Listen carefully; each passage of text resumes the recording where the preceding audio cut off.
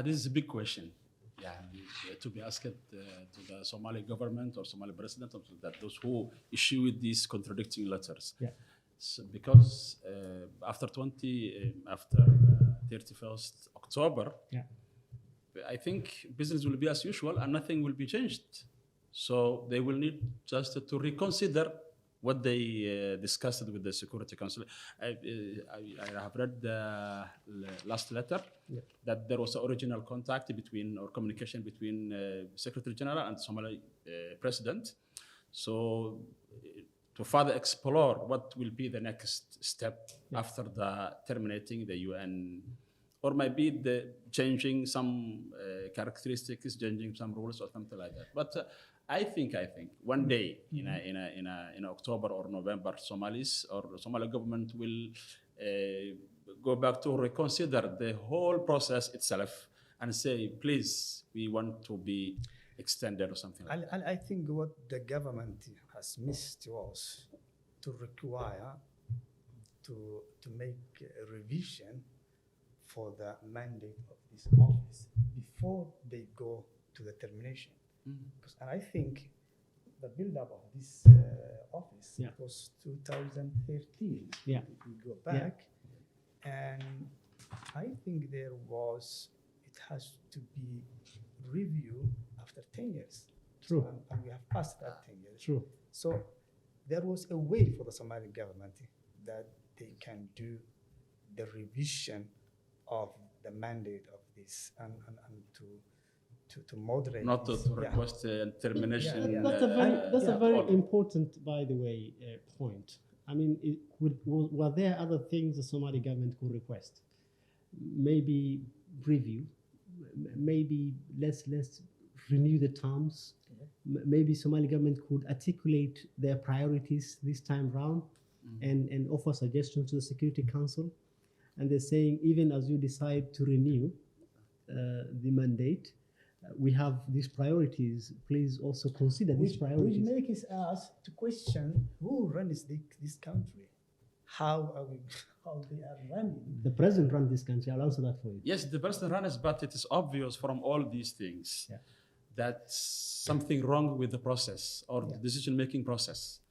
There is no actual. If the president runs the country, he makes the decisions. Between the government, between the president. It wasn't a process. This letter and the other one, there was no process involved. We're saying it's one-man show. The president. But this was embarrassment for the president. Because does he realize that? No, this is contradiction. Okay. So when you sent this letter requesting termination of this office, and after 4 days, you are contradicting yourself and coming back to the terms. So it reflects badly on the president. And the president picks the phone and contact with the general secretary, and this was total embarrassment, huh? Absolutely. I can imagine how was the president at that time when sitting in his office and calling to the. No, maybe he was just sipping coffee and he was okay. I mean, there's no indication that the president is embarrassed by this. The other thing is, now we are saying the tip of the ice only. Yeah. And we see some 2 or 3 communications between the UN and the Somali government. Can you imagine the other things which is going on? In the back channels. In the back channels. So I think it is. If there are back channels. Yes. Always there is back channels in right. Somali politics. Right. In the world, but in Somali politics, back channels are always working on the ground. Yeah. Ali, both you and me were active journalists here in 2012 and 2013. And I think both you and me had interviewed the UN Political Office for Somalia, the former SRSG Ambassador Mahiga, the late Ambassador Mahiga, the Tanzanian minister and diplomat. Yes. And we know how involved UNPOS at the time, the predecessor of ANSOM, was in Somalia's elections and state and peace building processes. Yes. So much so that Mahiga was so important in the. He's the one who delivered the end of the transition. Actually. Yes. And so the TFG term lapsed with the election of President Hassan Sheikh in 2012. Yes. And that's when now UNPOS changed to ANSOM. Yes. And and also, not a political office that for was Somalia almost now. in June, June 3rd. 2013. June 3rd Yes. of 2013. Mm. Now, the office, it moved from a political office for Somalia to UN assistance mission in Somalia. Yes. And with it now came all the support system, ANSOS and UNSOA, and all the agencies that we've talked about, the 25 entities within the UN. So in requesting a termination of Anthem, is the Somali government also requesting the termination of ANSOS as well? That provides, forget anything else, logistic support. Yes. If the Prime Minister needs to visit Adale, The he will other request a window. helicopter from ANSOS.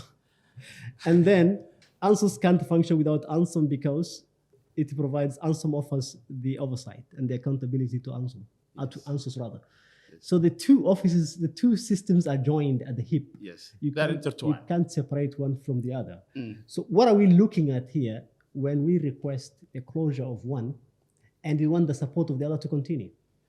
Really, it seems to be that those who took the decision of terminating the UN office in Somalia, as we see from this letter, that they are not aware of the interconnection between the UN agencies in Somalia, because UNSOS is dependent with UNSOM and other bodies.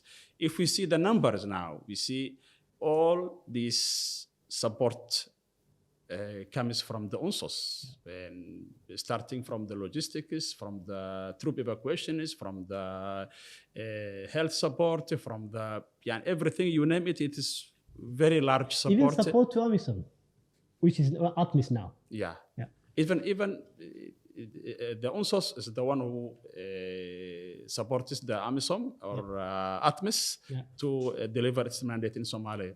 So those who took the decision, as I said before, they were not aware or fully aware the interconnection between these UN bodies. So to come to the calculation to request the termination of the office itself, I was it was a wrong decision in a wrong time.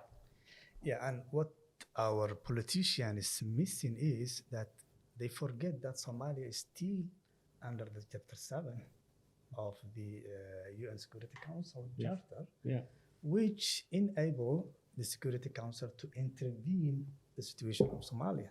That's one thing. And the other thing is you cannot have UNSOS without UNSOM. Because, and I think the Somali government, they think that, okay, UNSOS is good because it has the logistics, the support and all this, but UNSOM, which is the political body of this, so we because UNSOM will be interested in the we elections. don't need this. And here is, if I give you something, I have to monitor it. Yes. So, and you want, I will give you something without any monitoring, and that is impossible. That's my. A more important question is, why is Parliament, the institution that should provide oversight and checks and balances, is silent on this? But the problem is we have institutions who are not practicing their real job. Okay. So they are there for formalities. Formalities are there, but they are not doing the actual job that we are expecting as a Somali. But the other question, Ali, are they aware the magnitude of and the complication of this decision? I don't think the impact, that's one question. The other question, I afraid that our parliament will have a resolution that they will terminate this office. The UN. Oh. Yeah, because it is so easy to say in the Somali government. Because they vote for security agreements that they're not been read. To say we are sovereignty, we have a sovereign, and we are a state. So why this office is up in here? Why this office is not like the office of the United Nations in Kenya? So here what we are missing, like we are not like Kenya, we are not like any other countries. That is also we are in another a special situation. So we are not controlling our. Why do we always mention sovereignty? Has somebody told us you're not sovereign?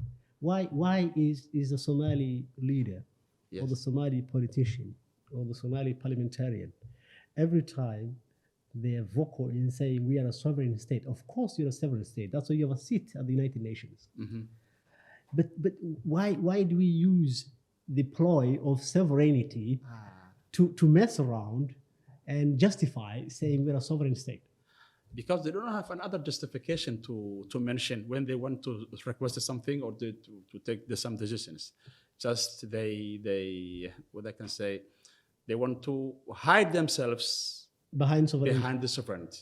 And they blame others. Blame others. Because we have to blame ourselves, because we have to control our territory. We are the one who was supposed to do all these assignments. Yes. So at that time, we will be a full sovereign government. So we have to make, but our politicians, they are cowards. So they cannot face the reality. That's what I... Gure, I need to mention, you have a master's in diplomacy. How should this have been handled?